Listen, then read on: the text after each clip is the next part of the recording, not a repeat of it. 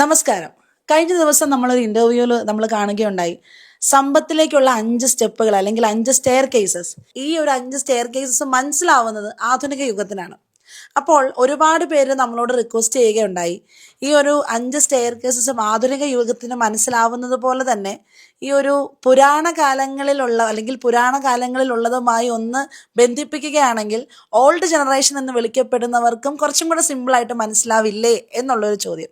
അപ്പോൾ ഇവയെക്കുറിച്ച് സംസാരിക്കാനായി ഇന്ന് നമ്മളുടെ കൂടെ ആ ഒരു ഗ്രേറ്റ് പേഴ്സണാലിറ്റി ജോയിൻ ചെയ്തിട്ടുണ്ട്. ഇന്ന് ഒരുപാട് പേരുടെ ജീവിതത്തിൽ നമുക്കറിയാം, നമ്മൾ വെറുതെ പറയാറുണ്ട്, പക്ഷെ ഇതിൽ നമുക്ക് ആത്മാർത്ഥമായിട്ട് പറയാൻ സാധിക്കും. ഒരുപാട് പേരുടെ ജീവിതത്തിൽ ഇന്ന് വെളിച്ചം വീശിക്കൊണ്ട് ഒരു വരുമാന മാർഗം എന്നതിലുപരി അവരുടെ ജീവിതത്തെ തന്നെ മാറ്റിമറിച്ച ഒരു ഗ്രേറ്റ് പേഴ്സണാലിറ്റി, ജസ്പെയ്ഡ് കമ്പനിയുടെ മാനേജിംഗ് ഡയറക്ടറും അതിനോടൊപ്പം തന്നെ ഇൻഡസ്ട്രീസ് ട്രേഡ് കമ്മീഷണറുമായിട്ടുള്ള the great doctor Nishad Abubakar സാറാണ്. സോ വളരെയധികം സ്നേഹത്തോടെ സ്വാഗതം ചെയ്യുന്നു Nishad sir for the program. നമസ്കാരം. നമസ്കാരം സർ. നമ്മൾ ഈ പറഞ്ഞതുപോലെ തന്നെ ആ 5 സ്റ്റെയർ കേസിനെ കുറിച്ച് സാറ് പറഞ്ഞിരുന്നു, നമുക്കത് മനസ്സിലാകുന്നുണ്ട്.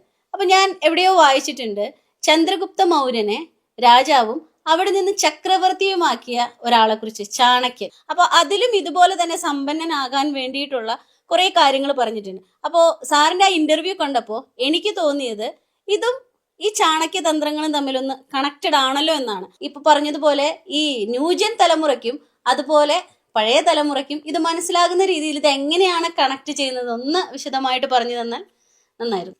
ഈ സമ്പന്നനാവാനായിട്ട് പുരാതന കാലത്തും ആധുനിക കാലത്തും സ്റ്റെപ്പെല്ലാം സെയിം തന്നെയാണ്. പക്ഷെ അതിൽ കുറച്ച് ടെക്നോളജി കൂടെ ആഡ് ചെയ്തിട്ടുള്ളൂ നമ്മളിപ്പോൾ ഈ ആധുനിക കാലത്ത് എന്ന് പറയുമ്പോൾ. ഇപ്പോൾ ജയശ്രീ പറഞ്ഞ പോലെ തന്നെ പണ്ട് ഈ ചാണക്യ തന്ത്രങ്ങൾ, ഓരോ രാജാക്കന്മാർക്കും അവരുടെ രാജകീയ സദസ്സിൽ ഉപദേശകന്മാരുണ്ടായിരുന്നു. പറയണത് ഉപദേശം, അതായത് ഈ ഉപദേശങ്ങൾ കേട്ട് ഓരോ സ്റ്റെപ്പ് എടുക്കുന്നവർക്കുള്ളതാണ് വിജയം എന്ന് പറയുന്നത്. ചാണക്യ തന്ത്രത്തിൽ പറയുന്ന ഒരു കാര്യം, ചന്ദ്രഗുപ്ത മൗര്യൻ ഒന്നുമല്ലാത്തൊരു സമയത്ത് ഉപദേശങ്ങളിലൂടെ അദ്ദേഹത്തെ രാജാവാക്കുകയും അതിനുശേഷം പല സ്റ്റെപ്പ് എടുത്ത് ചക്രവർത്തിയാക്കുകയും ചെയ്തൊരു കഥയല്ലാതെ പുരാണങ്ങളിൽ പ്രതിപാദിക്കുന്ന ഒരു കാര്യം തന്നെയാണ്. ഉപദേശങ്ങൾ 7 എണ്ണം കണ്ടുണ്ടായാലും ഓക്കെ, അതിലേക്ക് ഓർമ്മയുള്ള കുറച്ച് നമുക്കൊന്ന് ഡിസ്കസ് ചെയ്യാട്ടോ. അതിലാദ്യത്തെ പറയണമെന്ന് വെച്ചാല് കഠിനാധ്വാനം ചെയ്യണം സമ്പന്നനാവാൻ, പക്ഷേ ആ രീതി വ്യത്യസ്തമാവണം. ക്ലിയർ ആയോ?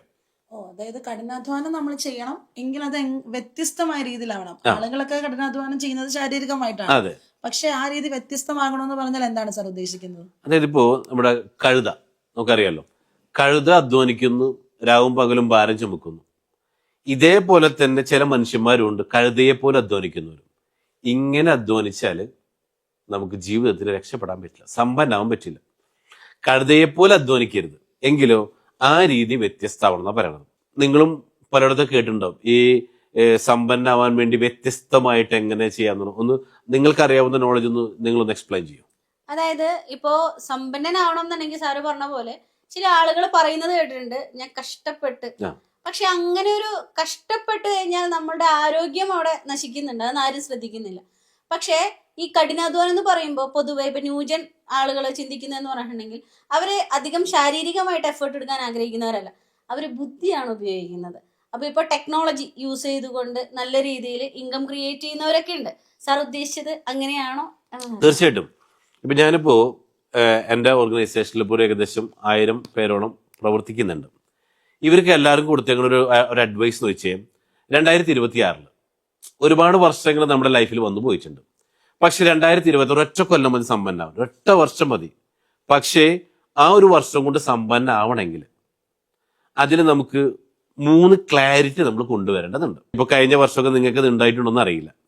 കാരണം ഇത്തരത്തിലൊരു ക്ലാരിറ്റി ഉണ്ടായിരുന്നെങ്കിൽ നിങ്ങൾ ഇപ്പോൾ സമ്പന്നനായി മാറിയേനെ. അപ്പൊ അതിൽ പറയുന്ന 3 ക്ലാരിറ്റിയാണ്. ഒന്നാമത്തെ പറയണത് വിഷൻ ക്ലാരിറ്റി എന്നാ പറയാം.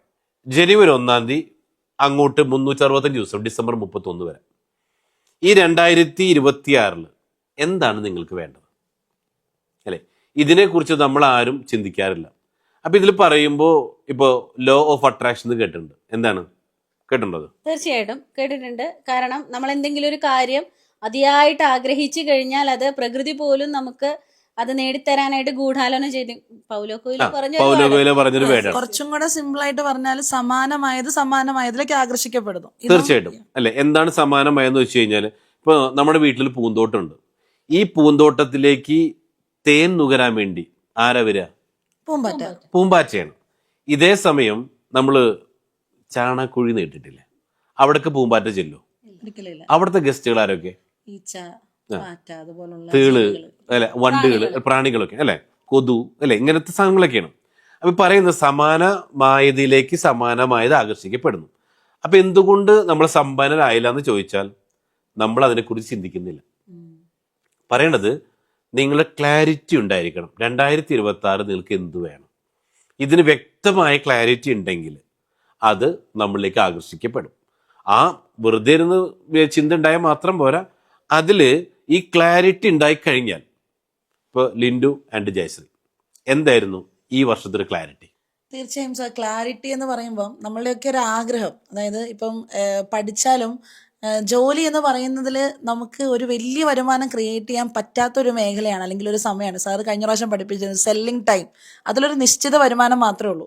അപ്പോൾ അതിൽ നിന്ന് ഒരു ആയിരങ്ങൾ എന്നുള്ളത് മാറി 1 ലക്ഷം രൂപയെങ്കിലും ഒരു മാസ വരുമാനം മേടിക്കണം എന്നുള്ളതാണ് 2026 ഞാൻ തീരുമാനം ഉറപ്പിച്ചത്. കാരണം സാറ് കഴിഞ്ഞ പ്രാവശ്യം പറഞ്ഞപ്പോൾ എനിക്ക് മനസ്സിലായി, ഇങ്ങനെ പോയിട്ട് കാര്യമില്ല, കുറച്ചുകൂടെ മുന്നോട്ട് പോയെങ്കിൽ മാത്രമേ നമുക്ക് എന്തെങ്കിലുമൊക്കെ എത്തിച്ചേരാൻ സാധിക്കൂ എന്ന് പറഞ്ഞതുകൊണ്ട് 1 ലക്ഷം രൂപയെങ്കിലും ഒരു മാസ വരുമാനം വേണമെന്നുള്ളത് തീരുമാനമെടുക്കാനായിട്ട് എനിക്ക് ഈ പ്രാവശ്യം സാധിച്ചിട്ടുണ്ട് സർ. അത് വ്യക്തമായ ക്ലാരിറ്റി തന്നെയാണ്. Yes. അല്ലെ, ഞാൻ പറയും അത് പോരാ, കുറച്ചും കൂടെ ഒന്ന് മാറി ചിന്തിക്കാം. കാരണം എന്ന് വെച്ച് കഴിഞ്ഞാല് ഇപ്പോൾ നമ്മളുടെ ഓരോ കാര്യത്തിലും നമ്മളുടെ ഈ സമ്പത്ത് നേടിത്തരുന്നത് നമ്മുടെ എക്സ്പേർട്ടാണ്. നമ്മൾ ഏത് കാര്യത്തിലാണ് എക്സ്പേർട്ട് ആവുന്നത് അതിനനുസരിച്ച് നമുക്ക് വരുമാനത്തിലും വ്യത്യാസം വരും. നമ്മളെ ബ്രൂസിലിയാണ് പറഞ്ഞിട്ട് ഒരു ഡയലോഗ് ഉണ്ട്, 1000 തവണ വിദ്യ അഭ്യസിച്ചോ എനിക്ക് പേടിയില്ല, അതേസമയം ഒരു വിദ്യ തന്നെ 1000 തവണ അഭ്യസിച്ചോ എനിക്ക് പേടിയാണ്. ഇതേപോലെ തന്നെ നിങ്ങളിപ്പോ ഒരു പ്രസ്ഥാനത്തിൽ 3 വർഷത്തിന് മേലെ നിങ്ങൾ ഓൾറെഡി എക്സ്പേർട്ടായി. അപ്പൊ നിങ്ങൾക്ക് എന്ത് ചെയ്യാം, ഈ 1 ലക്ഷം രൂപ എന്നുള്ള വളരെ കുറഞ്ഞൊരു ഫിഗറാണ്. നിങ്ങൾക്ക് വേണമെങ്കിൽ 10 ലക്ഷം രൂപ വരെ പെർ മന്ത് എയിം ചെയ്യാനുള്ള ഒരു കാപ്പബിലിറ്റി ഇപ്പോൾ നിങ്ങൾ സ്വന്തമാക്കി കഴിഞ്ഞു. ഓക്കെ, അപ്പൊ ഇനി എന്ത് വേണം? ക്ലാരിറ്റി. എൻ്റെ അഭിപ്രായത്തിൽ അത് 10 ലക്ഷത്തിന് കൊടുത്തോളൂ. ഓക്കെ, അപ്പൊ ഈ 10 ലക്ഷത്തിന് കൊടുത്താൽ ക്ലാരിറ്റി ഓക്കെ. അപ്പൊ എന്തായി? 10 ലക്ഷം രൂപ പെർ മന്ത് വാങ്ങാനായിട്ട് നിങ്ങൾ മാനസികമായിട്ട് തയ്യാറെടുക്കാം. ഓക്കെ, അപ്പൊ മാനസികമായിട്ട് തയ്യാറെടുക്കുമ്പോൾ ഇതേ ചാണക്യം പഠിപ്പിക്കുന്ന അടുത്തൊരു ഡയലോഗ് ഉണ്ട്. എങ്ങനെ? നമ്മൾ ഒരു കാര്യത്തിന് വേണ്ടി തയ്യാറാകുമ്പോൾ നമ്മളത് 3 തരത്തിൽ തയ്യാറാവണം. എങ്ങനെ തയ്യാറാവണം? ക്ലാരിറ്റി കിട്ടി.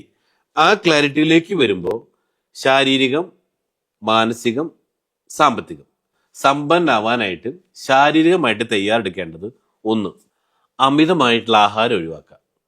2, അമിതമായിട്ടുള്ള വിശ്രമം ഒഴിവാക്കുക. നിങ്ങൾ എംപ്ലോയീസിനെ ശ്രദ്ധിച്ചിട്ടുണ്ടാവും, അവര് 8-10 മണിക്കൂർ ജോലി ചെയ്തിട്ട് ബാക്കി സമയം ഒന്നുമില്ലെങ്കിൽ കിടന്നുറങ്ങും, ഒന്നുമില്ലെങ്കിൽ വെറുതെ ഇരിക്കും, അല്ലേ? അപ്പൊ അതിലും പറയുന്നൊരു കാര്യമാണ്, വെറുതെ ഇരിക്കുന്നവരെ കൂടെ പണം നിൽക്കില്ല. ഇപ്പൊ നമ്മൾ കുറച്ച് പൈസ കിട്ടി, പക്ഷെ നമ്മൾ വെറുതെ ഇരുന്നാലോ ആ വന്ന പൈസയും കൂടെ നമ്മുടെ കയ്യിൽ നിന്ന് പോകും. അപ്പൊ വെറുതെ ഇരിക്കാൻ പാടില്ല, മടിയനാവാൻ പാടില്ല, അതോടൊപ്പം തന്നെ അമിത ഭക്ഷണം കഴിക്കാൻ പാടില്ല. അതായത് ചുരുക്കി പറഞ്ഞാൽ സംയമനം പാലിക്കുക എന്നുള്ളത്. സംയമനം പാലിക്കുക. യെസ്, അത് തന്നെ, സംയമനം പാലിക്കാം. അതിൽ രണ്ടാമത്തെ ഒരു കാര്യമാണ് ശാരീരികം കഴിഞ്ഞാൽ പിന്നെ മാനസികം. മാനസികമായിട്ട് തയ്യാറെടുക്കാന്ന് വെച്ച് കഴിഞ്ഞാൽ ഒന്നാമത്തെ കാര്യം, ചില ആളുകൾക്ക് പെട്ടെന്ന് ദേഷ്യം വരും. ദേഷ്യം, ഈ കോപത്തെ നിയന്ത്രിക്കുക എന്നുള്ള ഒന്നാമത്തെ കാര്യം ദേഷ്യം. പിന്നെ ചിലർക്കുള്ളതാണ് ഈഗോ. വെറുതെ ആവശ്യമില്ലാത്ത ഞാൻ ഇന്നാളെ മോനാണ്, ഞാൻ ഇന്നാളെ മോളാണ്, ഞാൻ ഭയങ്കര സംഭവമാണെന്ന് പറഞ്ഞ് ഈഗോ വെച്ച് പുലർത്തുക. ഈ ഈഗോ വെച്ച് പുലർത്തൽ മാത്രമുള്ള കയ്യിലൊന്നും ഉണ്ടാവില്ല, അല്ലേ? അപ്പൊ എന്ത് വേണം? സമ്പന്നാവണമെങ്കിൽ നമ്മള് ഈഗോ എന്ന് പറയുന്ന ആ 3 അക്ഷരം ഒഴിവാക്കിയേ പറ്റൂ. പിന്നെ പറയുന്നതിന് അസൂയ, കുശുമ്പ്, പ്രതികാര ബുദ്ധികള്. അപ്പൊ ഇതും നമ്മൾ മാറ്റിയെങ്കിൽ മാത്രമാണ് നമുക്ക് എന്തിനു പറ്റുള്ളൂ? മാനസികമായിട്ട് നമ്മൾ തയ്യാറെടുക്കാൻ പറ്റുള്ളൂ. ഓപ്പണായി പറഞ്ഞാൽ നന്ദിയുള്ളവരായിട്ട് മാറാം. ഗ്രാറ്റിറ്റ്യൂഡ്, അല്ലെ? എത്രത്തോളം നന്ദി പറയാൻ പറ്റും. ആരൊക്കെ എന്തൊക്കെ പറഞ്ഞാലും നമ്മൾ അതിനൊന്നും പ്രതികരിക്കാതെ എല്ലാത്തിനോടും നന്ദി പറയുന്ന മനുഷ്യനായിട്ട് നമ്മൾ മാറണം. പണ്ട് ഗാന്ധിജി പറഞ്ഞ പോലെ ഒരു മുഖത്തടിച്ച മറ്റേ കാരണം കാണിച്ചു കൊടുക്കണം. അതിലേക്ക് വരുമ്പോഴാണ് നമുക്ക് സക്സസ് ആവാൻ പറ്റുള്ളൂ. എന്ന് വെച്ചാൽ അടികൊള്ളാൻ പോകാനല്ല പറഞ്ഞു. ഓക്കെ, അതിൽ പറയാം. മൂന്നാമത്തെ ഒരു കാര്യം പറയുന്നത് സാമ്പത്തികം. അപ്പൊ ഈ സാമ്പത്തികമായിട്ട് നമുക്ക് നേട്ടം ഉണ്ടാക്കണമെങ്കിൽ നമ്മൾ തയ്യാറാവലാണ്. അതിൽ പറയുന്ന കാര്യം എന്ന് വെച്ച് കഴിഞ്ഞാൽ, ഒന്ന്, നമുക്ക് എല്ലാ മനുഷ്യന്മാർക്കുള്ള 3 പ്രശ്നങ്ങളാണ്. ഒന്ന്, how to make more money, നമുക്ക് എങ്ങനെ കൂടുതൽ പണം ഉണ്ടാക്കാൻ അറിയില്ല. രണ്ടാമത്തെ കാര്യമാണ് ഹൗ ടു മാനേജ് മണി, വന്ന പൈസയെ മാനേജ് ചെയ്യാൻ അറിയില്ല. മൂന്നാമത്തത് നിലനിർത്താൻ അറിയില്ല, സ്വന്തമാക്കാൻ അറിയില്ല. മൂന്നാമത്തത് ഹൗ ടു മൾട്ടിപ്ലൈ മണി, വന്ന പൈസയെ ഇരട്ടിപ്പിക്കാനും അറിയില്ല.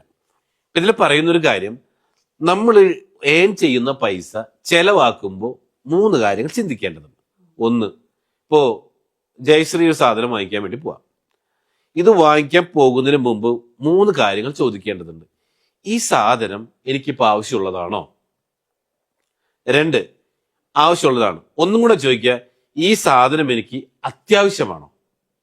3, ഈ കാര്യം എനിക്ക് അനാവശ്യമാണോ? ഇതിൽ നമ്മൾ നോക്കുക, ഈ സാധനം എനിക്ക് ആവശ്യമാണോ, അനാവശ്യമാണോ, അത്യാവശ്യമാണോ? അത്യാവശ്യമാണെങ്കിൽ മാത്രം ഇത് വാങ്ങാൻ പാടുള്ളൂ. സാമ്പത്തികമായിട്ട് നമുക്ക് ഉന്നതിയിലേക്ക് എത്തണമെങ്കിൽ എന്ത് വേണം? ഈ 3 കാര്യങ്ങൾ നമ്മൾ പാലിക്കേണ്ടതുണ്ട്.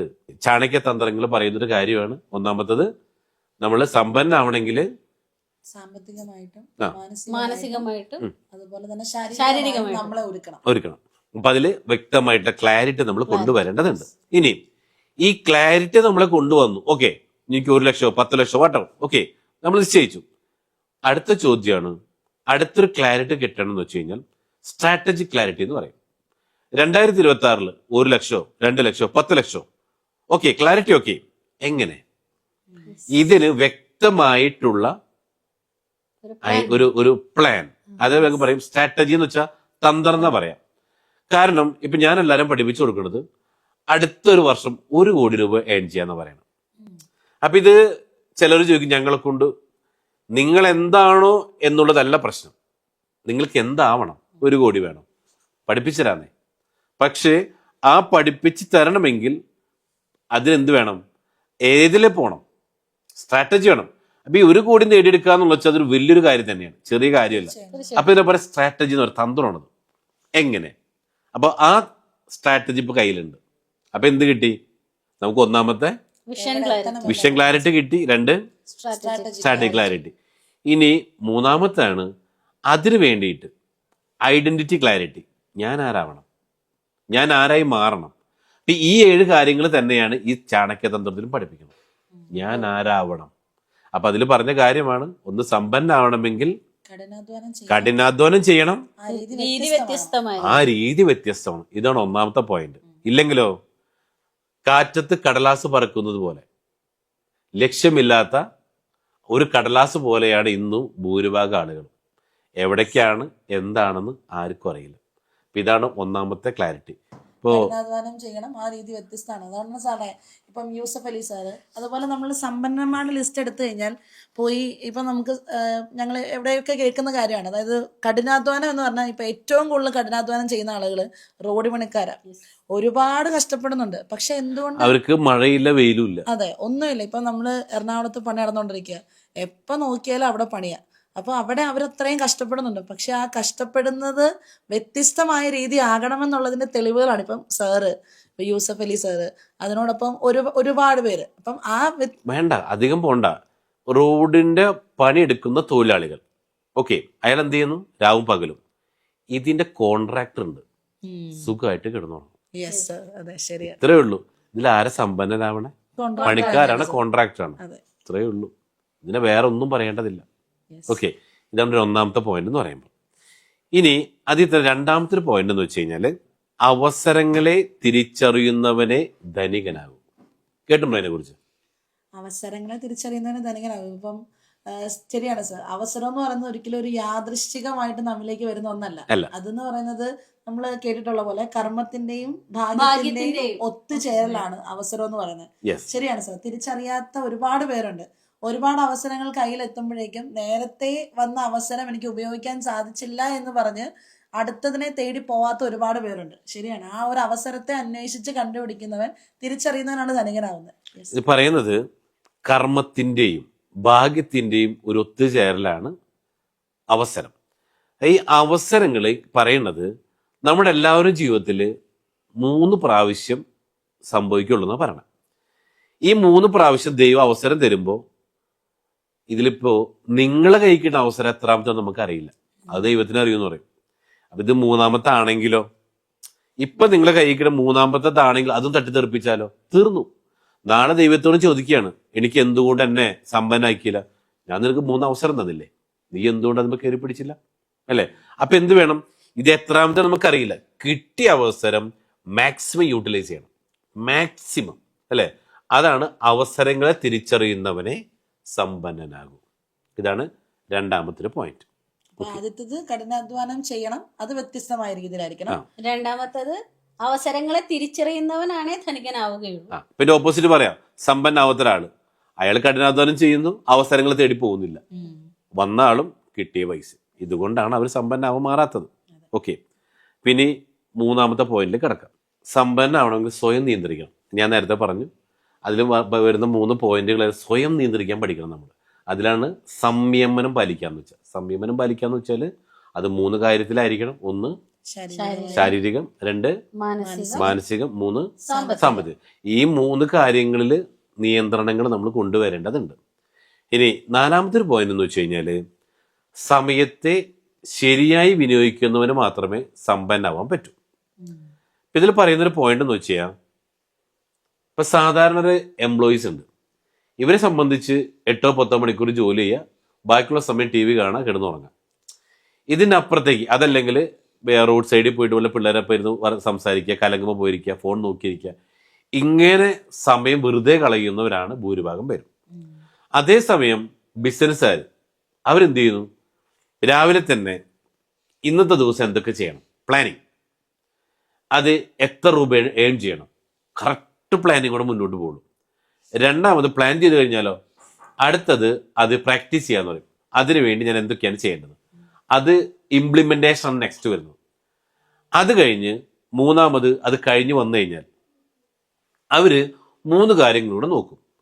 ഇന്ന് എൻ്റെ ജീവിതത്തിൽ എന്തൊക്കെ കാര്യങ്ങൾ നടന്നു, അതിൽ പറയുന്നത് what went wrong, what went right, what need to be corrected.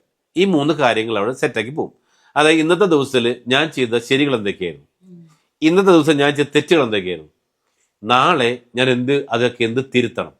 അപ്പൊ ഇങ്ങനെ ഓരോ ദിവസം എന്ത് വേണം, രാവിലെ പ്ലാൻ ചെയ്യണം, അത് കഴിഞ്ഞ് അത് ഇംപ്ലിമെന്റ് ചെയ്യണം, വൈകുന്നേരം വന്നാലോ റിവ്യൂ അല്ലേ. ഈ 3 കാര്യങ്ങൾ എന്തൊക്കെയായിരുന്നു, കറക്റ്റ്. അപ്പൊ ഇത് 3 വിശകലനം ചെയ്ത് മുന്നോട്ടേക്ക് പോകണം. അപ്പൊ ഇത് മാത്രമേ ഉണ്ടാവാൻ പാടുള്ളൂ. അപ്പൊ ഇത് സമ്പന്നർ കറക്റ്റ് ഇത് കീപ്പ് ചെയ്തു പോകുന്നൊരു കാര്യമാണ്. പക്ഷേ സാധാരണക്കാരോ രാവിലെ എല്ലാ ദിവസവും പോലെ നേരം വെളുക്കുന്നു, മുതലാളി ചീത്ത പറയണ കാര്യം കറക്റ്റ് സമയത്ത് ചെല്ലും, ആ ചീത്ത കേൾക്കാതിരിക്കാൻ വേണ്ടി ഗ്യാപ്പ് കിട്ടിയാൽ കിടന്നുറങ്ങും, ഗ്യാപ്പ് കിട്ടിയാൽ വെറുതെ ഇരിക്കും, ഗ്യാപ്പ് കിട്ടിയാൽ ഫോൺ നോക്കിയിരിക്കും. ഇങ്ങനെ സമയത്ത് വെറുതെ കളയുന്നവൻ ഒരു കാലത്തും രക്ഷപ്പെടില്ല. ഇതാണ് ചാണക്യ തന്ത്രത്തിൽ പറയുന്ന 3-മത്തെ ഒരു കാര്യം. ശരിയാണ് സാർ. ഇപ്പൊ ഒരുപാട് പേരുണ്ട് ഇപ്പം വെറുതെ ഇരിക്കുന്നവര്. ഇപ്പം അവർക്ക് ഫുഡ് കഴിക്കണമെങ്കിൽ പോലും വേറെ വല്ലവരുടെ നിന്നും കടം മേടിച്ചിട്ട് അവർക്ക് പോകാനായിട്ട് പറ്റും. കാരണം അവര് വെറുതെ ഇരുന്ന് ആ സമ്പത്തെ വികർഷിച്ചുകൊണ്ടിരിക്കുകയാണ്. പണം നമ്മിലേക്ക് വരണമെങ്കിൽ ഇപ്പൊ സാറ് പറഞ്ഞ പോലെ സമയത്തെ നന്നായി നിയന്ത്രിക്കണം. പക്ഷേ ഈ വെറുതെ ഇരിക്കുന്നവരിൽ നിന്ന് പണം ആകർഷിക്കുന്നത് സമയത്തെ നന്നായിട്ട് ഉപയോഗിക്കുമ്പോഴാണെങ്കിൽ വെറുതെ ഇരിക്കുന്നവർക്ക് സമ്പത്ത് വികർഷിക്കപ്പെടുവാണെന്നുള്ളത് വലിയ സത്യമാണ് ഇപ്പം സാറ് പറഞ്ഞു തന്നത്. മാത്രമല്ല വെറുതെ ഇരിക്കും തോറും അവന്റെ കൈ കിട്ടിയ പൈസ വേസ്റ്റ് ആയി പോകും, വെറുതെ തിരിച്ചു പോകും. നമ്മൾ പഠിച്ചിട്ടുണ്ട്, പണം എന്ന് പറയുന്ന എനർജിയാണ്. ഈ പണം ഇപ്പൊ എക്സാമ്പിൾ ഒരു എംപ്ലോയി സംബന്ധിച്ച് 20,000, 25,000, 30,000 കിട്ടി.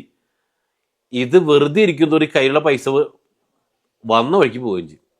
അപ്പൊ ഇത് കൂടുതൽ ഉണ്ടാക്കണമെങ്കിൽ എപ്പോഴും ആക്റ്റീവ് ആയിരിക്കാം, എപ്പോഴും അങ്ങനെ പവർ അടിച്ച്. അതുകൊണ്ടാണല്ലേ സാറ് പണ്ട് പറഞ്ഞിട്ടുള്ള മണി ലവ്സ് എനർജി എന്നുള്ളത്. തീർച്ചയായിട്ടും അത് നമ്മൾ പഠിച്ചിട്ടുണ്ട്. മണി ലോസിൽ പറയുന്നൊരു 9 നിയമങ്ങൾ പണത്തെക്കുറിച്ച് പഠിച്ചപ്പോൾ അതിൽ പറയുന്നൊരു കാര്യമാണ് മണി ലവ്സ് എനർജി.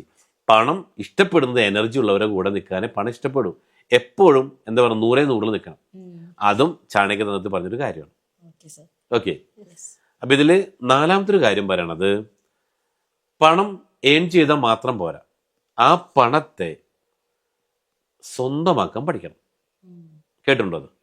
അതായത് സമ്പത്ത് എന്ന് പറയുന്നത് നമുക്ക് ഉണ്ടാകണമെങ്കിൽ നമ്മളുടെ കയ്യിൽ വരുന്ന പണത്തെ നിലനിർത്തുക, അതിനെ സ്വന്തമാക്കുക. അതെ, അപ്പൊ അതിനെ സ്വന്തമാക്കാൻ പഠിക്കണം. അപ്പൊ സ്വന്തമാക്കാൻ പഠിക്കണം എന്ന് വെച്ചാൽ എങ്ങനെ, ആ പണത്തെ ഇപ്പോൾ ഞാൻ എല്ലാവർക്കും പഠിപ്പിച്ചു കൊടുക്കുന്ന ഒരു മെത്തേഡ് ഉണ്ട്, മണി തിയറി എന്ന് പറയുന്നത്. മേക്ക് മണി, ഇൻവെസ്റ്റ് മണി, സ്പെൻഡ് മണി.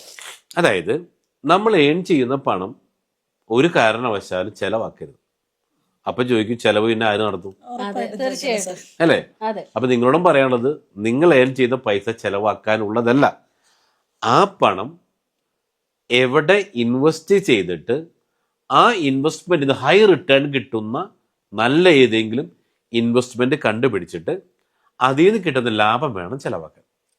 ഓ, പക്ഷെ പൊതുവെ എല്ലാവരും ചെയ്യുന്ന ഒരു കാര്യം എന്ന് പറഞ്ഞാൽ പണം ഉണ്ടാക്കും, നമ്മുടെ ചെലവിന് വേണ്ടി, അതായത് ജോലിക്ക് പോണ എന്തിനാ, എന്റെ ചെലവിന് വേണ്ടി. ആ ഒരു മൈൻഡ് സെറ്റ് ആണ് എല്ലാവർക്കും. അതങ്ങനെയാണല്ലോ സാർ. ഓരോ മാസവും തുടങ്ങുമ്പോ തന്നെ ഈ ഒരു എന്തൊക്കെ ചെലവുകളുണ്ട് അതിനെയൊക്കെ തീർക്കാൻ വേണ്ടിയിട്ടാ. ഒരു ആദ്യം മുതൽ അവസാനം വരെ EMI ഉണ്ടാവും, അല്ലെങ്കിൽ കുട്ടികളുടെ ഫീസ് ഉണ്ടാവും. ഇവയൊക്കെ തീർക്കാൻ വേണ്ടിയിട്ട് എല്ലാവരും നോക്കുന്നത്. അപ്പം കയ്യിൽ കിട്ടിയിരിക്കുന്ന പണം, സാലറി എന്താണോ അതുപോലെ തന്നെ ചെലവും ഉണ്ടാക്കി എടുക്കുന്ന ആളുകളാണ് നമ്മളുടെ ചുറ്റുമുള്ളവർ. അതായത് സാലറിക്ക് ഈക്വലന്റ് ആയിട്ടുള്ള ചെലവ് ഉണ്ടാക്കിയെടുക്കുക. എങ്ങാനും 10 രൂപ ബാക്കി വന്നാലോ, പണ്ട് എന്റെ ഫ്രണ്ട് പറഞ്ഞു കേട്ടിട്ടുണ്ട്, ബാക്കി എന്തേലും ബാക്കിയുണ്ട്, വീട്ടിൽ ചെല്ലുമ്പോൾ ഒന്നും ബാക്കി ഉണ്ടാവാൻ പാടില്ല, കൂലിപ്പണിയാ. ബാക്കിയുള്ള പൈസക്ക് പോരണ വഴിക്ക് ഒരു സർവത്ത് കട കയറിയിട്ട് ആ സർവത്ത് കുടിച്ചിട്ട് വീട്ടിൽ വരും. ഒരു 10 രൂപ ബാക്കിയുണ്ട്, അതും കൂടെ ആ ചേട്ടന്റെ കടയിൽ കൊടുത്തിട്ട് തിരിച്ചു പോകും. അപ്പൊ ഇങ്ങനെ സമ്പത്തിനെ വിനിയോഗിക്കാതെ, നല്ല രീതിയിൽ വിനിയോഗിക്കാത്ത ആളുകൾക്ക് സമ്പന്നാവാൻ പറ്റില്ല. ഇപ്പൊ നമ്മൾ ഓൾറെഡി, നിങ്ങൾക്ക് അറിയാലോ, ഓൾറെഡി നമ്മളൊരു ഇൻവെസ്റ്റ്മെന്റ് പ്ലാനാണ്. അപ്പം ഞാൻ എല്ലാവരും പഠിപ്പിച്ചു കൊടുക്കുന്നത്, 25,000 രൂപ സ്വന്തമായിട്ടുള്ള, അതായത് 25,000 രൂപ ഏൺ ചെയ്യാൻ പറ്റുന്ന ഒരാൾക്ക് ഒരു 15 വർഷം കൊണ്ടും അത് 5 കോടിയേക്ക് മാറ്റാൻ പറ്റും. എങ്ങനെ? അത് കറക്റ്റായിട്ട് പ്ലാൻ ഉണ്ട്, വെറുതെ അല്ല. അത് കറക്റ്റ് ചെയ്ത് ഉപയോഗിക്കാൻ പറ്റിയാൽ ഈ 5 കോടി രൂപ ഉണ്ടാക്കാനായിട്ട് വെറും 25,000 മാസം മതി. പക്ഷേ ഇത് ഇവർക്ക് പറഞ്ഞു കൊടുത്താൽ മനസ്സിലാവുകയില്ല, അത് എന്തിനാണെന്ന് ഇവർക്ക് അറിയില്ല. ഇപ്പം എക്സാമ്പിൾ പറഞ്ഞാൽ, 25 വയസ്സിൽ ജോലിക്ക് കയറുന്ന ഒരാൾക്ക് 60 വയസ്സ് വരെ 35 കൊല്ലം അധ്വാനിച്ചു. ഓക്കെ, ഇപ്പം ആവറേജ് എല്ലാ മാസവും ശമ്പളമുണ്ട്. പക്ഷേ ഈ 60 വയസ്സ് കഴിഞ്ഞാൽ പിന്നെ 95 വയസ്സ് വരെയുള്ള ഒരു 35 കൊല്ലം കൂടി ഉണ്ട്. അവിടെ നമ്മൾ എന്ത് ചെയ്യും? അവിടെ നമ്മൾ ആര് നോക്കും? അവിടെയാണ് ക്വസ്റ്റ്യൻ മാർക്ക്.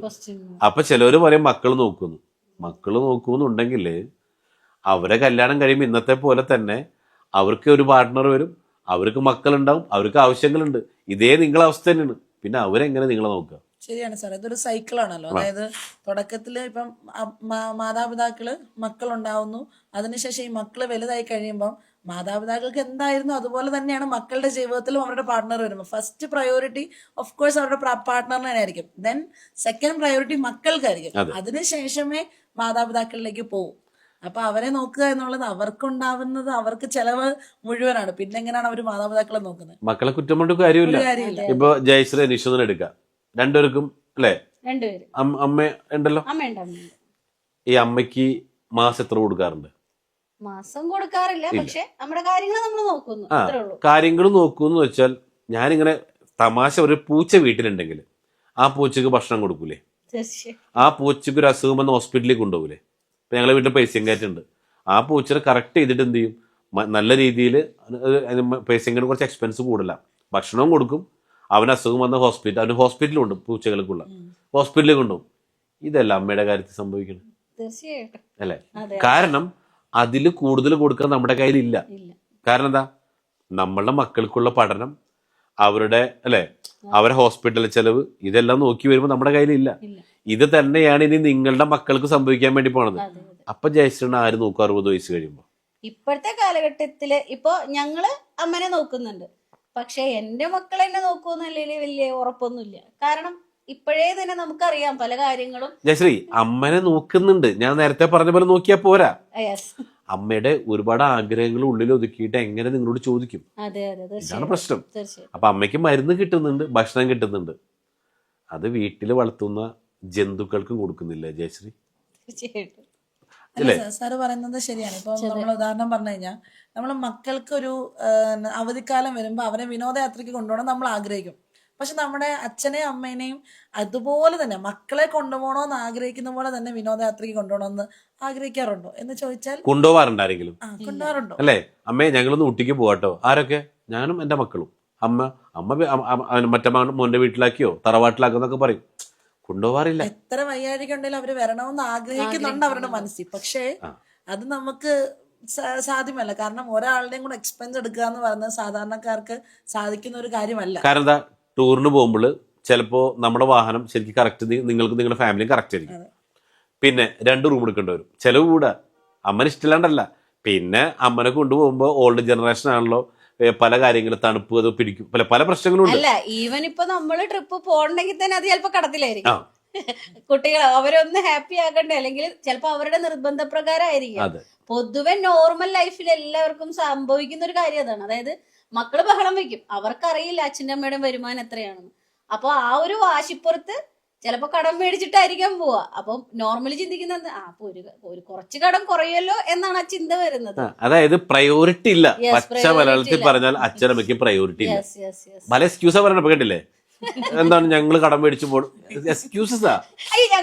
അല്ല ഒറ്റ കാര്യം, നിങ്ങൾക്കും മക്കൾക്കും ടൂർ മേടിക്കാൻ പോകാൻ കടം മേടിക്കാം, അതിൽ അമ്മനെയും പെടുത്തി കൂടെ. അപ്പൊ എന്താ എക്സ്ക്യൂസസാ? ഞങ്ങളോ കടം പോണത്, ഇനി അങ്ങനെ അമ്മനെയും കൂടെ പെടുത്താം. അപ്പൊ പറഞ്ഞു വന്നത് ഇത് തന്നെയാണ്. പണ്ട് ഒരു വീട്ടില് അച്ഛന് ഭക്ഷണം കൊടുത്തത് മോശമായൊരു പാത്രത്തിലാണ്. അങ്ങനെ ഈ അച്ഛൻ മരിച്ചപ്പോ മകൻ ഈ പാത്രം വൃത്തിയാക്കി കഴുകി വെക്കണം. അപ്പൊ അച്ഛൻ ചോദിക്കുകയാണ്, എടാ മോൻ എന്തിനാണ് ഈ പാത്രം, അപ്പൂപ്പൻ മരിച്ചില്ലേ, ഇനി എന്തിനാ പാത്രം? അല്ല, ഇത് അച്ഛൻ വയസ്സാകുമ്പോ അച്ഛനും ഭക്ഷണം കഴിക്കണ്ടേ, അപ്പോ അപ്പൂപ്പന്റെ പാത്രം അച്ഛനെവിടെയും മാറ്റി വെക്കാണ്. മക്കള് കണ്ടുപിടിക്കുന്നത് ഇങ്ങനെയല്ല. പറഞ്ഞു വന്നത്, നമ്മൾക്ക് എപ്പോഴും ചിന്തിക്കേണ്ട കാര്യം, ഇപ്പൊ നമുക്ക് ആരോഗ്യമായിട്ട് വരുമാനമുണ്ട്, 60 വയസ്സ് 65 വയസ്സ് കഴിയുമ്പോൾ ആരോഗ്യമില്ല, വരുമാനമില്ല, അസുഖത്തിന് കുറവില്ല. അപ്പൊ നമുക്ക് എന്ത് വേണം? ഇപ്പൊ നമ്മള് മാക്സിമം സമയം ഉപയോഗിച്ചിട്ട് വേസ്റ്റ് ആക്കി കളയാതെ, ഇപ്പൊ ആരോഗ്യമുണ്ട്, സമ്പത്ത് കാലല്ലേ, ആരോഗ്യമുള്ള സമയത്ത് നമ്മൾ മാക്സിമം ഏൺ ചെയ്തിട്ട് ആരോഗ്യമില്ലാത്ത സമയത്തേക്ക് നമ്മൾ മാറ്റി വെക്കേണ്ടതുണ്ട്.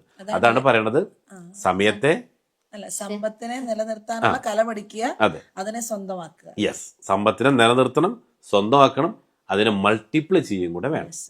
ഇതാണ് ഒരു 4ാമത്തെ പോയിന്റ് നമ്മൾ കവർ ചെയ്തത്. 5ാമത്തെ പോയിന്റ് പറയണത്, ബുദ്ധിയിലുള്ള നിക്ഷേപമാണ് ഏറ്റവും വലിയ നിക്ഷേപം. പൈസ ഉണ്ടാക്കേണ്ടത്. ഇങ്ങനെ പറയുമ്പോൾ നിങ്ങൾക്ക് എന്ത് ഫീൽ ചെയ്തു? ഈ ബുദ്ധിയിലെ നിക്ഷേപം എന്നൊക്കെ പറയുമ്പോ ബുദ്ധി ഉപയോഗിക്കണമെന്നാണോ ബുദ്ധിയിലെ നിക്ഷേപം എന്ന് പറയുമ്പോൾ ബുദ്ധിയിൽ നമ്മൾ നിക്ഷേപിക്കുന്ന അറിവ് കൂട്ടുക എന്നുള്ളതാണല്ലോ. അപ്പം വിദ്യാഭ്യാസത്തിന് കൂടുതൽ പ്രാധാന്യം കൊടുക്കണമെന്നാണോ സാർ ഉദ്ദേശിക്കുന്നത്? അല്ല, വിദ്യാഭ്യാസമല്ല. ഈ വിദ്യാഭ്യാസം എന്ന് പറയുമ്പോൾ എല്ലാവരും വിചാരം എന്ന് അറിയോ, പൈസ ഉണ്ടാക്കാൻ കുറെ പഠിച്ചാൽ മതി. പഠന സ്കൂളിലോ കോളേജിലോ അല്ല. ഓക്കെ, കഴിഞ്ഞ ദിവസം എന്നോട് ആരോ പറഞ്ഞു, ഞാൻ തെറ്റിദ്ധരിച്ചിട്ടാണ് പറഞ്ഞത്, പുള്ളിക്കാരത്തി ഡിഗ്രി ആയിരുന്നു. അപ്പോൾ പറഞ്ഞു, ഞാൻ പരിചയപ്പെടുത്തിയ പുള്ളിക്കാരത്തി പ്രീ ഡിഗ്രിയാന്ന് പറഞ്ഞു. അപ്പോൾ ഇത് കഴിഞ്ഞപ്പോൾ ഞാൻ ഡിഗ്രി അറിയോ? ഞാൻ പറഞ്ഞു ഡിഗ്രി എന്ന് വെച്ചാൽ 3 വർഷം മെമ്മറി ടെസ്റ്റ് നടത്തി. 3 വർഷം കൂടി ഞാൻ കൂടുതൽ മെമ്മറി ടെസ്റ്റ് നടത്തിയ ആളാ, അല്ലാണ്ട് അതിലൊന്നും നേടിയിട്ടില്ല. അതായത് ഡിഗ്രി വരെ പഠിക്കാന്ന് വെച്ചാൽ ഞാൻ ഭയങ്കര സംഭവം എന്നുള്ളതല്ല. 3 കൊല്ലം കൂടെ ഞാൻ മെമ്മറി ടെസ്റ്റ് നടത്തിയിൽ പാസ്സായ ആളാ, അത്രേ ഉള്ളൂ. അതേസമയം ഈ ബുദ്ധിയിൽ നിക്ഷേപിക്കാന്ന് വെച്ചാൽ എന്താണെന്ന് മനസ്സിലായോ? യെസ്, ഇപ്പോൾ സാറ് പറഞ്ഞ പോലെ തന്നെ വിദ്യാഭ്യാസമല്ല, അതായത് അവിടെ നമുക്ക് എന്താണോ ഏണിങ്സ് കൂട്ടാൻ സാധിക്കുന്നത് അവിടെ നമ്മൾ ഇൻവെസ്റ്റ് ചെയ്യണം എന്നുള്ളതാണ് സാറ് പറഞ്ഞത്. അതെ, അതായത് അവിടെ നേരത്തെ പഠിച്ച 3 കാര്യങ്ങൾ തന്നെയാണ്. പഠിക്കേണ്ടത് എന്താ? എങ്ങനെ കൂടുതൽ പണം ഉണ്ടാക്കാം, പഠിച്ചേ പറ്റൂ. 2, വന്ന പൈസ എങ്ങനെ മാനേജ് ചെയ്യാം, പഠിച്ചേ പറ്റൂ. 3, വന്ന പൈസയെ എങ്ങനെ മൾട്ടിപ്ലൈ ചെയ്യും, ഇതാ പഠിക്കേണ്ടത്. ഇതാണ് ബുദ്ധിയിൽ നിക്ഷേപിക്കാൻ പറയണം. ഓക്കെ, അപ്പൊ ഈ ബുദ്ധിയിൽ നിക്ഷേപിച്ചുള്ള ഗുണം എന്ന് വെച്ച് കഴിഞ്ഞാൽ നമുക്കതിൽ അത് എങ്ങനെയാണ് ഇനി എൻ്റെ ഭാവി ജീവിതം മുന്നോട്ട് കൊണ്ടുപോകേണ്ടത്, ഏത് തരത്തിലാണ് അതിനെക്കുറിച്ച്. കാരണം നമ്മൾ കൂടുതൽ ഡിഗ്രി എടുത്തുകൊണ്ടൊന്നും കൂടുതൽ പണം ഉണ്ടാക്കാൻ പറ്റില്ല, അല്ലേ? ഇപ്പോൾ അജ്ഫാൻ എന്ന് പറഞ്ഞ ഈ ഡ്രൈ ഫ്രൂട്ട്സിന്റെ ഷോപ്പില് അല്ലേ, കുട്ടിക്കാന്നാണ് അദ്ദേഹത്തിന്റെ പേര്. പുള്ളി പറയണത്, എനിക്ക് 4ാം ക്ലാസ്സിലെ വിദ്യാഭ്യാസമുള്ളൂ, ഇന്ന് 300-ന് മേലെ ബ്രാഞ്ചുകളുണ്ട്, കോടിക്കണക്കിന് രൂപയുടെ ഇൻകമാണ്, ചെറുതൊന്നുമല്ല. അപ്പം അദ്ദേഹം പറഞ്ഞത്, പണം കൂടുതലുണ്ടാക്കാൻ വിദ്യാഭ്യാസം വേണമെന്നില്ല, അല്ലേ? വിദ്യാഭ്യാസം അല്ല വേണ്ടത്, അറിവാണ്. പണം കൂടുതലുണ്ടാക്കാനുള്ള ആ ബുദ്ധിയിലാണ് നമ്മൾ അറിവിനെ നിക്ഷേപിക്കേണ്ടത്. ഇതാണ് ഇതുകൊണ്ട് ഉദ്ദേശിച്ച അതിൽ പറയുന്നൊരു കാര്യം. അതായത് പണ്ട് രാജാക്കന്മാരെ കൊട്ടാരത്തിൽ ഉപദേശകന്മാരുണ്ടായ പോലെ പല മിനിസ്റ്റർമാർക്ക് ഇപ്പം എന്തുണ്ട്, ഉപദേശകന്മാർ എല്ലാവർക്കും ഉണ്ട് ഉപദേശകന്മാര്. യുദ്ധം ചെയ്യാൻ പുറപ്പെടുന്നതിന് മുമ്പ് ഉപദേശം കേൾക്കാണ്ട് പോയാൽ ആ യുദ്ധത്തിൽ രാജാവ് പരാജയപ്പെടും. ഓക്കെ, അപ്പോൾ ഇവിടെ തൊഴിലാളികൾക്ക് എന്തില്ല, ഉപദേശകന്മാരില്ല. ഇതാർക്കുണ്ട്, ബിസിനസ്സുകാർക്കുണ്ട്. അപ്പൊ അത് ഓരോ കാര്യം ചെയ്യാൻ പോകുന്നതിന് മുമ്പ് കറക്റ്റ് ചെയ്തിട്ട് എന്ത് വേണം, ഉപദേശങ്ങൾ കേട്ടുകൊണ്ട് വേണം ഇറങ്ങിത്തിരിക്കാനായിട്ട്. ബുദ്ധിയിൽ ആ ബുദ്ധി ഉപയോഗിച്ച് വേണം പണം ഉണ്ടാക്കാൻ. രാജാക്കന്മാർ യുദ്ധത്തിന് പോകുമ്പോൾ ബുദ്ധി ഉപയോഗിക്കുന്നു, ഉപദേശങ്ങൾ കേൾക്കുന്നു. ഇതേപോലെ നമ്മൾ എന്ത് ചെയ്യണം, ഉപദേശം. അതിന് പറയണം എന്ന് വെച്ച് കഴിഞ്ഞാൽ നമുക്ക് മുന്നോട്ട് പോകാനായിട്ട് ഒരു മെൻറ്റർ ഉണ്ടായിരിക്കണം, ഒരു റോൾ മോഡൽ വേണം, ഒരു മാസ്റ്റർ മൈൻഡ് ഗ്രൂപ്പിനോടൊപ്പം നമ്മൾ യാത്ര ചെയ്യണം. അപ്പോഴാണ് നമുക്ക് എന്ത് ചെയ്യാൻ പറ്റുള്ളൂ, കൂടുതൽ സമ്പന്നാവാനായിട്ട് സാധിക്കുള്ളൂ. ഇതാണ് ചാണക്യം പറഞ്ഞ 5ാമത്തെ പോയിന്റ്. 5 പോയിന്റ് സത്യം പറഞ്ഞാല് ഒരുപാട് പേരുടെ ജീവിതത്തിൽ വെളിച്ചം വീശുന്ന ഒരു കാര്യമാണ്. കാരണം നോർമലി ഇവിടെ പൊതുവെ നമ്മൾ കാണുന്ന ഇപ്പോഴത്തെ കാലഘട്ടത്തിൽ കാണുന്നതെല്ലാം എന്ന് പറഞ്ഞിട്ടുണ്ടെങ്കിൽ ജോലി എടുക്കുക, എന്തെങ്കിലുമൊക്കെ ചെയ്യുക, കുറച്ച് ഹാപ്പി ആയിട്ടിരിക്കുക, ബാക്കി കുറെ ടെൻഷൻ കൊണ്ട് നടക്കുക, ഇങ്ങനെയാണ്. പക്ഷെ ഇത് പുതിയൊരു അറിവാണ്. എങ്ങനെ പണം ഉണ്ടാക്കണം, അതിനെ എങ്ങനെ മാനേജ് ചെയ്യണം. പലർക്കും ഇപ്പോഴത്തെ ആളുകൾക്ക് അറിയില്ലാത്തൊരു കാര്യമാണ്. ചിലപ്പോൾ അവർ ഏൺ ചെയ്യുന്നുണ്ടാവാം, പക്ഷെ മാനേജ് ചെയ്യാൻ അറിയില്ല. പുതിയൊരു അറിവ്, എങ്ങനെ മാനേജ് ചെയ്യണം, അതുപോലെ അതെങ്ങനെ മൾട്ടിപ്പിൾ ചെയ്യണം, അതും അറിയില്ല. അപ്പോൾ തീർച്ചയായിട്ടും സാറിന്റെ ആ ഒരു 5 സ്റ്റെയർ കേസിൽ നിന്ന് തുടങ്ങിയതാണ് നമ്മൾ. പക്ഷെ അത് ചാണക്യ തന്ത്രത്തിലൂടെയും ആധുനികവും പുരാതനവും എല്ലാം കൂടി കണക്റ്റഡ് ആണ്. അപ്പോൾ തീർച്ചയായിട്ടും വളരെ വളരെ നല്ലൊരു അറിവ് അല്ലെ. തീർച്ചയായിട്ടും അറിവുകൾ സാറ് പകർന്നു തന്നു. അതുപോലെ തന്നെ ഒരുപാട് വ്യൂവേഴ്സിന് ഒരുപാട് തിരിച്ചറിവുകളാണ്. അറിവുണ്ട്, തിരിച്ചറിവുണ്ട്. സാർ എപ്പോഴും പറയാറുള്ളൊരു കാര്യം തന്നെയാണ്. ഇപ്പൊ തിരിച്ചറിവ് എന്ന് പറഞ്ഞാൽ എന്ത് ചെയ്യരുത് എന്നുള്ളതാണ് ഈ തിരിച്ചറിവ് എന്ന് പറയുന്നത്. അതിനോടൊപ്പം തന്നെ അറിവ്, ജ്ഞാനം, അതും സാറ് പറയാറുണ്ട്. എന്താണ് ചെയ്യരുത്, അതാണ് ജ്ഞാനം എന്ന് പറയുന്നത്. ഇപ്പൊ നമ്മളിവിടെ പഠിപ്പിക്കുന്നത് എങ്ങനെയൊക്കെ ആവണം, എന്തൊക്കെ ചെയ്യരുത് എന്നുള്ളതാണ്. അപ്പൊ അത് വ്യക്തമായിട്ട് ഞങ്ങൾക്ക് പറഞ്ഞ് മനസ്സിലാക്കി തന്നതിന് once again thank you so much sir. അപ്പോൾ ഇനിയും ഒരുപാട് അറിവുകൾ ഞങ്ങൾ സാറിൽ നിന്ന് പ്രതീക്ഷിക്കുന്നു. അപ്പൊ ഇനിയും ഒരുപാട് അറിവുകൾ ഞങ്ങൾക്ക് നൽകാൻ സാറിന് കഴിയട്ടെ എന്ന് ആശംസിച്ചുകൊണ്ട് thank you sir. Thank you for coming. തീർച്ചയായിട്ടും. അപ്പൊ എന്തായാലും പുതിയ 2026 നമ്മളിലേക്ക് വരാൻ വേണ്ടി പോവാം. ആ ഒരു 2026 നമ്മുടെ ജീവിതത്തിൽ ഒരുപാട് വർഷങ്ങൾ നമ്മുടെ ലൈഫിൽ നിന്ന് കടന്നു പോയിട്ടുണ്ട്. പക്ഷേ ഈ 2026 പ്രത്യേകതയുണ്ട്. ഇത് ദൈവം എനിക്കായിട്ട്, എനിക്ക് ജീവിതത്തിൽ സമ്പന്നനാവാനായിട്ട്, എൻ്റെ ജീവിതത്തിലെ ഒരുപാട് സ്വപ്നങ്ങൾ നേടിയെടുക്കാനുള്ള വർഷമായിട്ട് 2026 നിങ്ങൾക്ക് കാണാൻ പറ്റും. എങ്കിൽ ഈ 2026 നിങ്ങൾക്കുള്ളതാണ്, ജയിക്കാനുള്ളതാണ്. കാരണം പല വർഷങ്ങളും നമ്മുടെ ലൈഫിൽ കടന്നു പോയിട്ടുണ്ടെങ്കിൽ ഈ വർഷം അത് ജയിക്കാൻ വേണ്ടി മാത്രമുള്ള വർഷമാണ്. അങ്ങനെ നിങ്ങൾക്ക് 2026 കാണാൻ പറ്റും. Are you ready? Thank you.